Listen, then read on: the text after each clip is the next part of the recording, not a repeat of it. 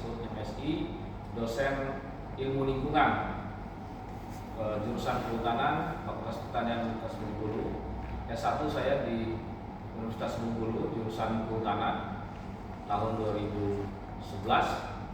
S2 saya di IPB University, program studi ilmu pengelolaan hutan, selesai tahun 2016. Dan saat ini saya berhome base di program studi ilmu lingkungan, jurusan Kehutanan, Fakultas Pertanian Universitas Bengkulu. Saya mengajar di dua program studi, ilmu lingkungan dan program studi kehutanan. Nah, salah satunya adalah perhutanan sosial. Di ilmu lingkungan saya mengajar sosiologi lingkungan, kemudian ekonomi sumber daya alam dan lingkungan, kebijakan lingkungan. Nah, saya fokus ke mata kuliah perhutanan sosial yang merupakan mata kuliah wajib di program studi kehutanan di semester genap. Ini adalah rencana pembelajaran semester yang sudah kami kembangkan, saya bersama dosen senior Pak Siswayono. Ini adalah RPS dengan berbasis OBE yang sesuai standar dari Universitas Bengkulu. Saya sudah menyusun misalnya CPNK mata kuliah ini sudah kami susun ya. Lalu CPL 1, CPL Prodi yang dilemparkan pada mata kuliah CPL 1 sampai CPL 5. Kemudian capaian pembelajaran CPNK 1 sampai CPL 5. Lalu kemampuan akhir tiap tahapan belajar sub CPNK ya. Kemudian deskripsi singkat mata kuliah. Nah, mata kuliah ini seperti yang saya sampaikan tadi adalah mata kuliah wajib prodi kehutanan yang membahas soal konsep perhutanan sosial, fokus pada prinsip keberlanjutan pengelolaan hutan, kemudian sampai dengan merancang strategi bisnis untuk peningkatan kesejahteraan masyarakat desa dan masyarakat pinggiran hutan. Nah, pertemuan ini sudah kami rancang menjadi 16 pertemuan. Pertemuan 8 adalah UTS, pertemuan 16 itu UAS ya. Dari konsep dasar sampai ke presentasi akhir tugas proyek dan isu-isu perhutanan sosial. Ini adalah sumber pustaka yang kami gunakan, ada yang bersumber dari buku, kemudian jurnal dan lain sebagainya. Termasuk buku saya sendiri soal hutan adat di Indonesia. Kemudian ini langkah-langkah rencana kegiatan pelajaran mulai dari kemampuan akhir, misalnya subjek CPNK 1, ada indikator, kriteria dan teknik. Lalu bentuk pembelajarannya luring ya, di pertemuan di kelas secara luring, kemudian daring melalui e-learning unit, kemudian materi pembelajarannya sudah kami susun sampai ke bobot, sampai di pertemuan ke 16 ya. Nah, ini evaluasinya saya menggunakan 3 teknik, itu case method, kemudian learning based project, lalu team based project, kemudian tugas kelompok dan mandiri.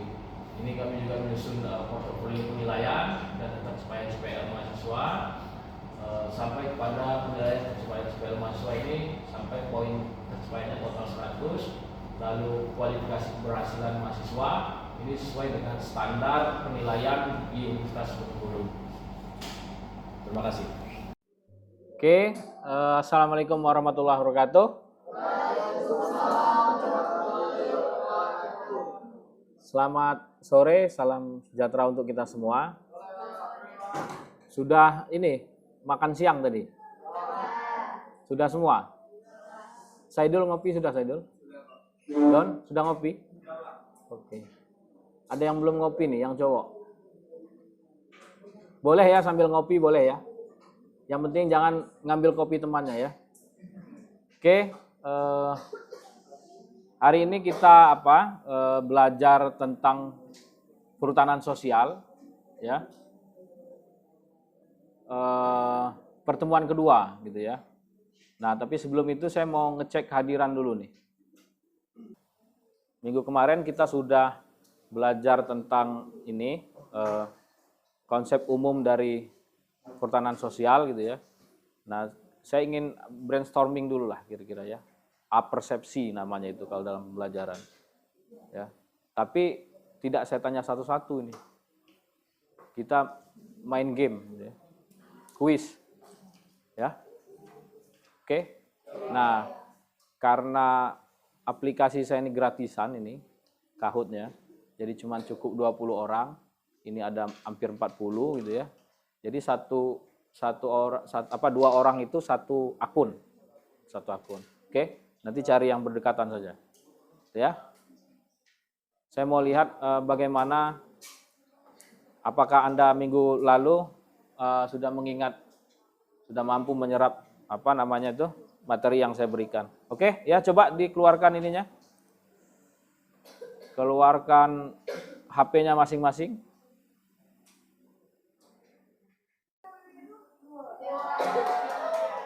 Tina Meisha mana? Oke. Siapa? Juara satu, yang juara satu. Yoreki mana? Oh, bertiga.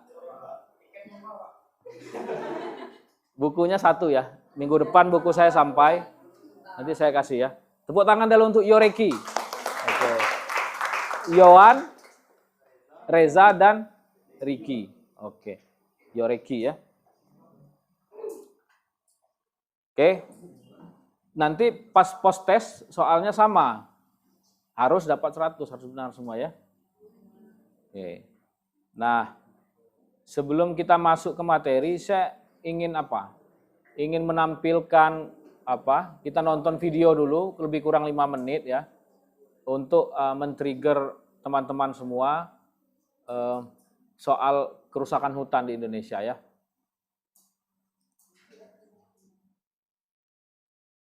Dari video tadi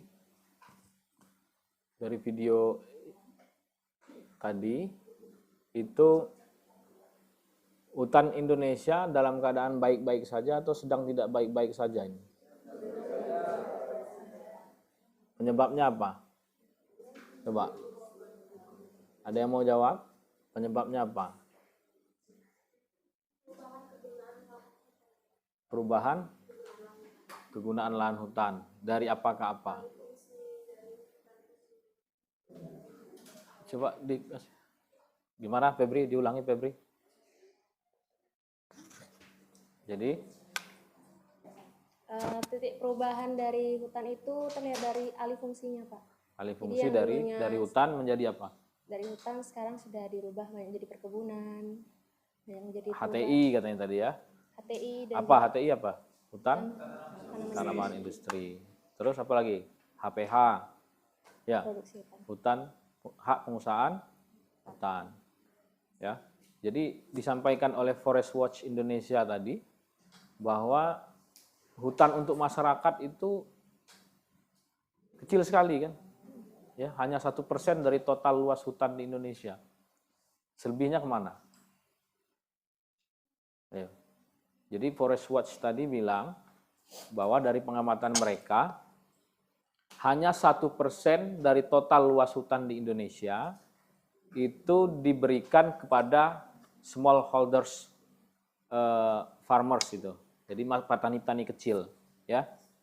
Jadi 99%-nya kemana itu? Kira-kira. Jadi pertanyaan kan? Ya, itu tadi yang dijawab Febri tadi bahwa HTI ya, hutan tanaman industri. Terus apa lagi tadi? HPH gitu ya. HPH.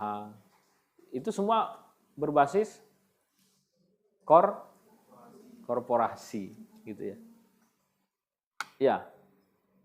Jadi untuk masyarakat tuh kecil sekali.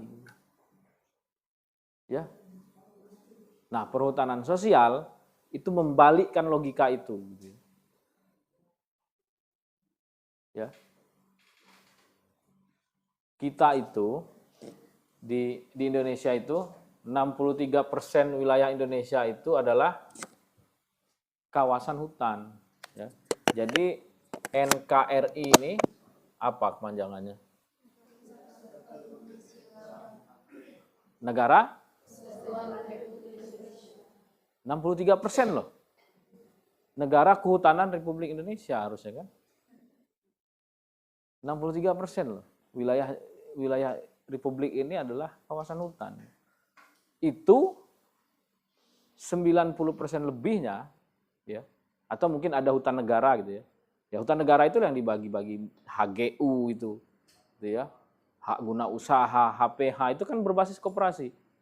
Itu diberikan kepada industri ya, korporasi gitu ya. Saya minta satu orang untuk ini berpendapat ini. Saya acak aja ya. Christina Helen.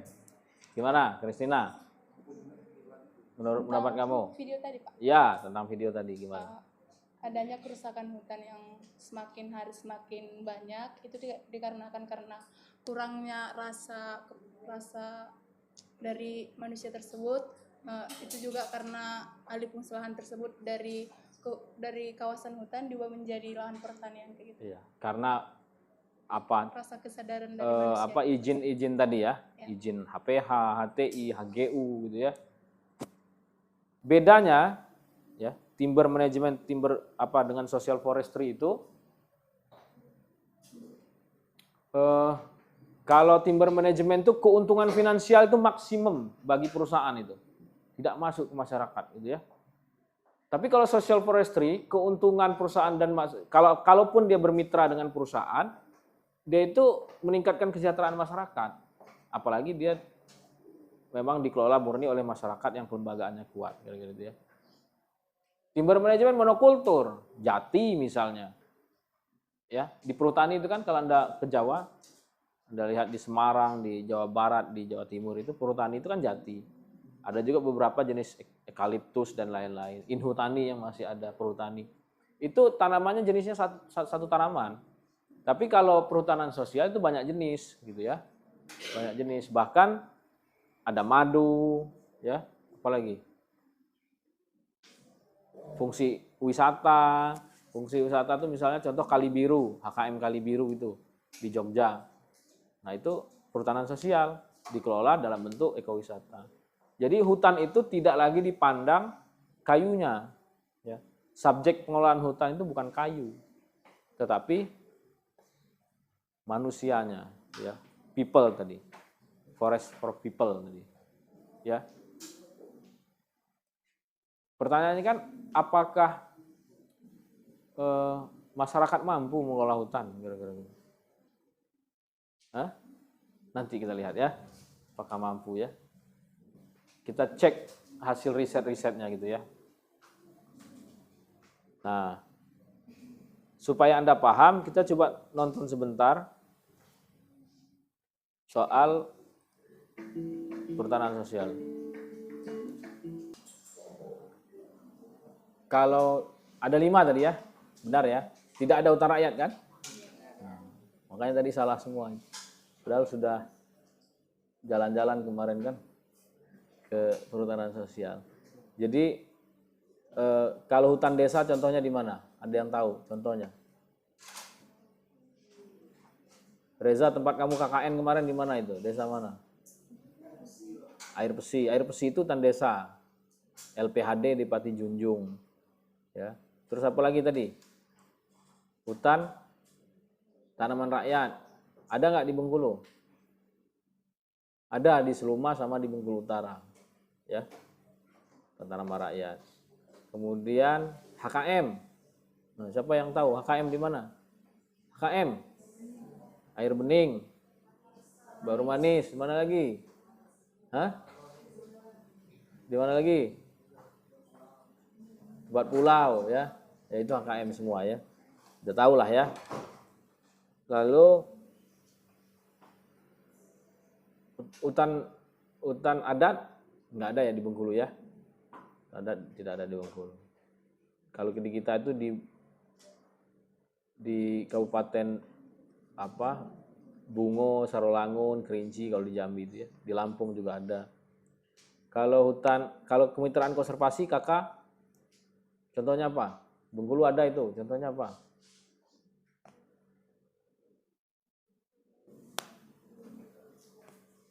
Apa contohnya? Kemitraan konservasi.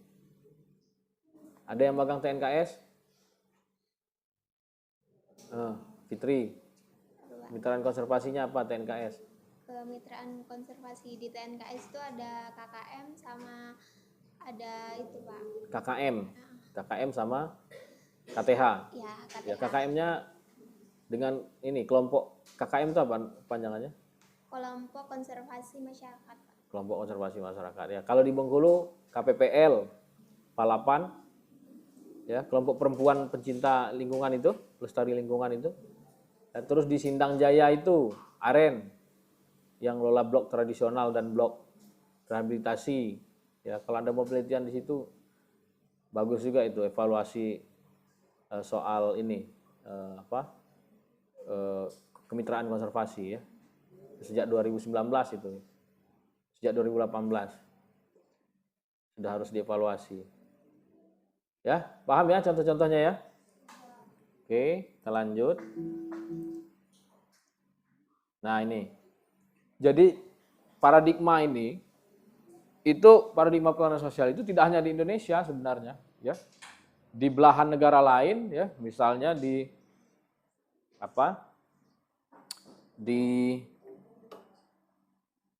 Kanada nih, di Eropa, di Finlandia itu ada, tapi namanya berbeda tuh. Ya, kalau di Kanada model forest, mirip dia prinsipnya sama. People first, forest sustainability will follow ya. Lalu kalau di negara Asia lain di Filipina ada community based forest management, di Korea Utara cooperative forestry, nah, di India ini yang suka nonton film India ini ada juga perhutanan sosial ya, namanya joint forest management. Kalau kita lihat lagi di benua Afrika ada juga namanya village forestry. Di Afrika yang lain di Honduras ada full wood management. Ya. Jadi perhutanan sosial itu banyak diterapkan di berbagai negara. Jadi perhutanan sosial itu jangan disalahartikan. Dia bukan bentuk gitu ya. Social forestry itu bukan bentuk. Jadi kadang orang tuh salah mengartikan tuh, social forestry itu HKM, bukan itu. Social forestry itu paradigma berpikirnya. Gitu ya, atau diskursus dalam bahasa lainnya ya.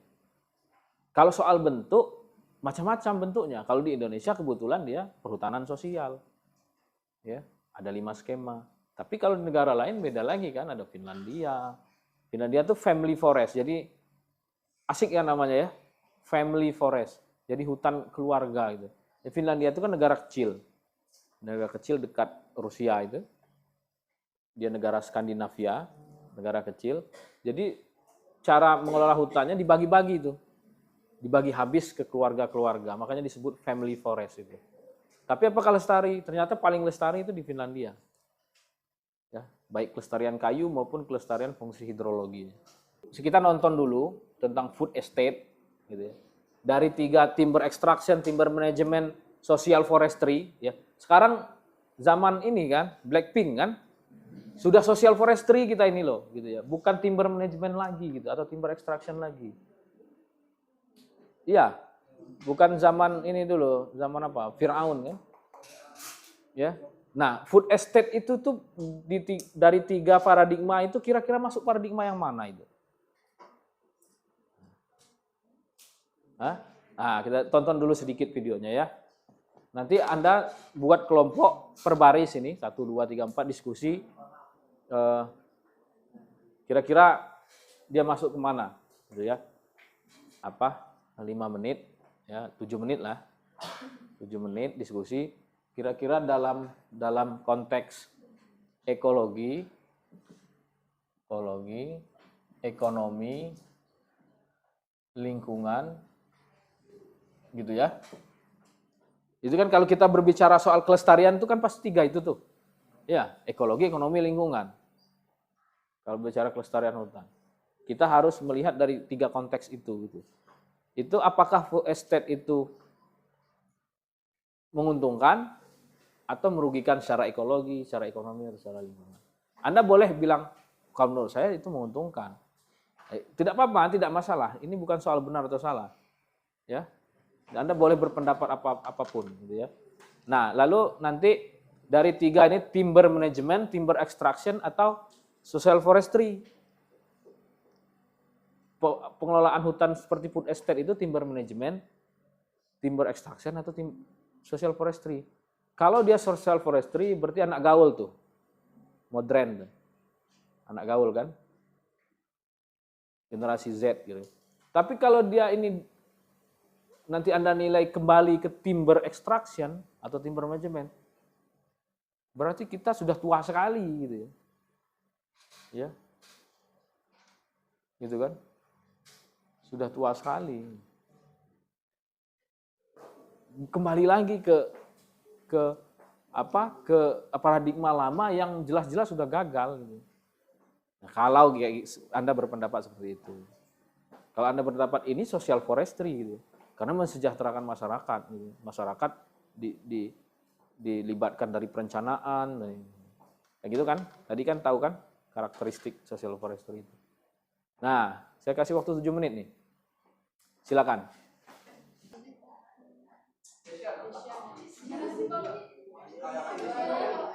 Wahyu.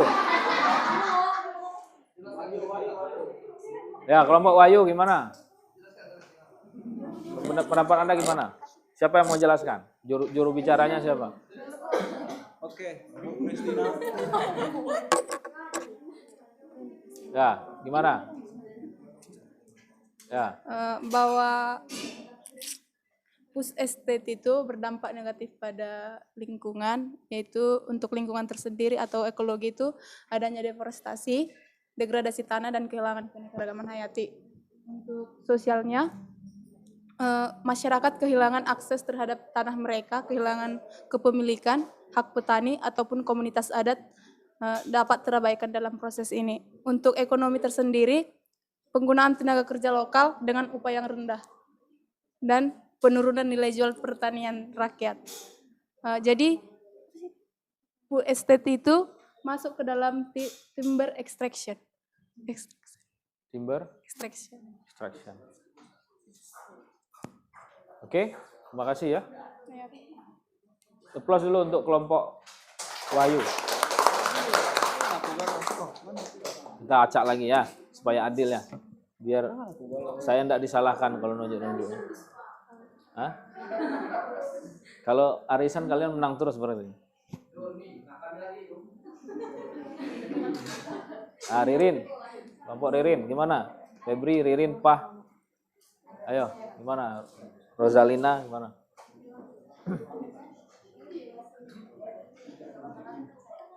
Woi, Ririn. Gimana? Kayak tadi aja, sosial ekonomi ekologi aja. Baik, terima kasih Pak. Sebelumnya, kalau menurut kami, dari segi ekologi, ekonomi, dan lingkungan, itu berdampak negatif. Ekologinya itu mengakibatkan hutan habis, satwa, dan flora yang ada di dalam hutan itu punah karena hutannya itu habis ditebangi. Kemudian untuk segi ekonomi juga dia tidak menguntungkan masyarakat karena kita ketahui bersama food estate itu belum memberikan hasil yang cukup.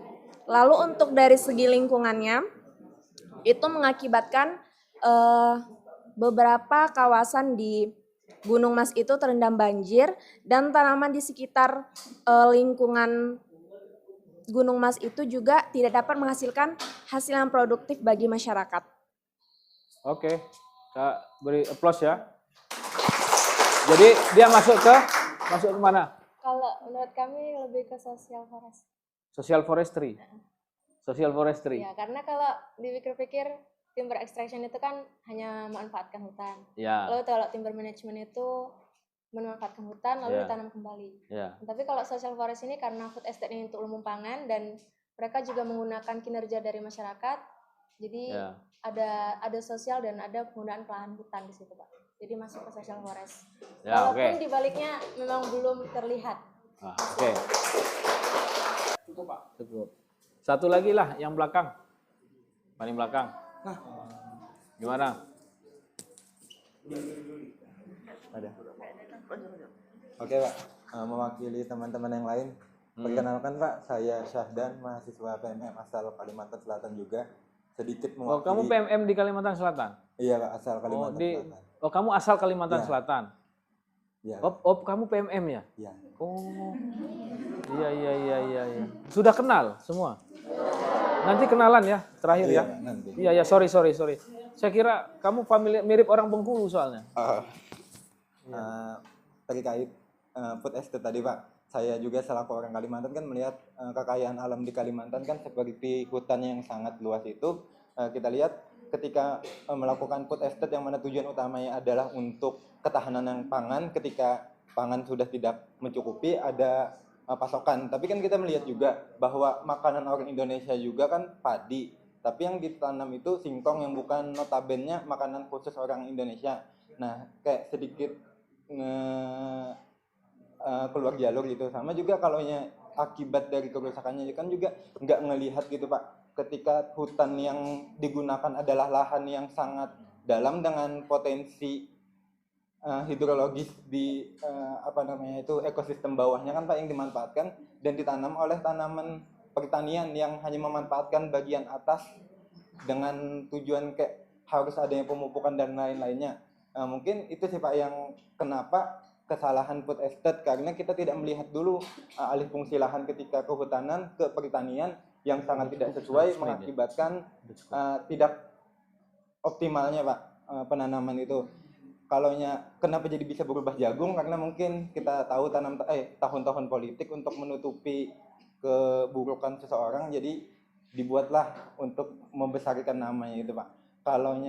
Untuk dampak ekologis, ekonomis, dan lingkungan itu kan Pak, udah pasti kita kelihatan rusak. Tapi kalau kita pelajari lebih dalam lagi, kita manfaatkan lagi ketika tanahnya udah dibuka kan nggak bisa kita apa-apakan lagi. Kita harus mengetahui lagi bagaimana cara untuk menyuburkan tanah, kita pelajari lagi ekosistem di tanahnya.